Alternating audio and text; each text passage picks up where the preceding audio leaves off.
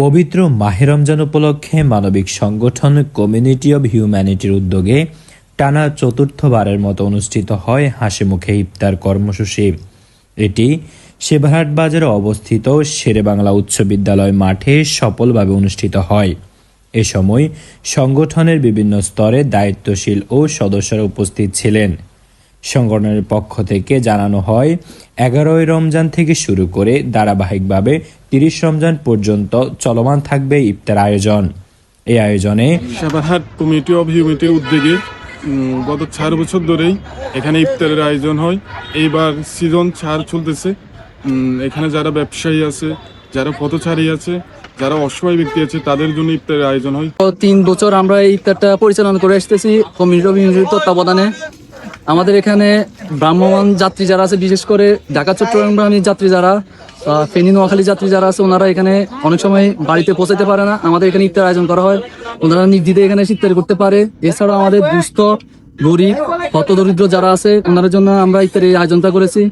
আলহামদুলিল্লাহ গত 3 বছরে আমরা মানুষের সাড়া পেয়েছি। মানুষ থেকে ভালো আন্তরিকতার সহিত আমরা এই প্রোগ্রামটা ইভেন্টটা চলমান রেখেছি। ইনশাআল্লাহ এই বছর শেষ রমজান পর্যন্ত আপনাদের দোয়া এবং সহযোগিতা কামনা করি।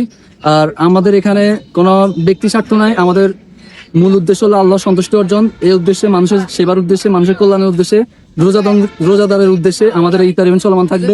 সকলের সহযোগিতা কামনা করি। পথচারী, বাজারের ব্যবসায়ী এবং অনেক খেটে খাওয়া মানুষের একবেলা ইফতারের আয়োজন করা হয়। সকলে এখানে খেয়ে সবার জন্য দোয়া করা হয়। আপনারা যারা পারেন সবাই সহযোগিতার হাত বাড়িয়ে দেন। প্রতিদিন প্রায় 200 জন রোজাদারের মাঝে ইফতার বিতরণ করা হয়।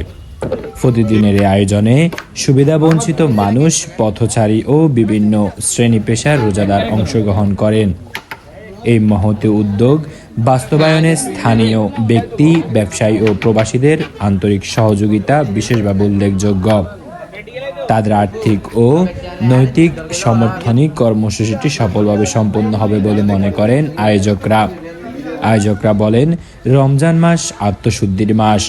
সমাজের অসহায় ও সুবিধাবঞ্চিত মানুষের পাশে দাঁড়িয়ে তাদের মুখে হাসি ফোটানোই আমাদের মূল লক্ষ্য। কমিউনিটি অব হিউম্যানিটি ভবিষ্যতেও এ ধরনের মানবিক ও সামাজিক কাজকর্ম অব্যাহত রাখার প্রত্যয় ব্যক্ত করেন। Israfil Saimum, Noakhali metro press.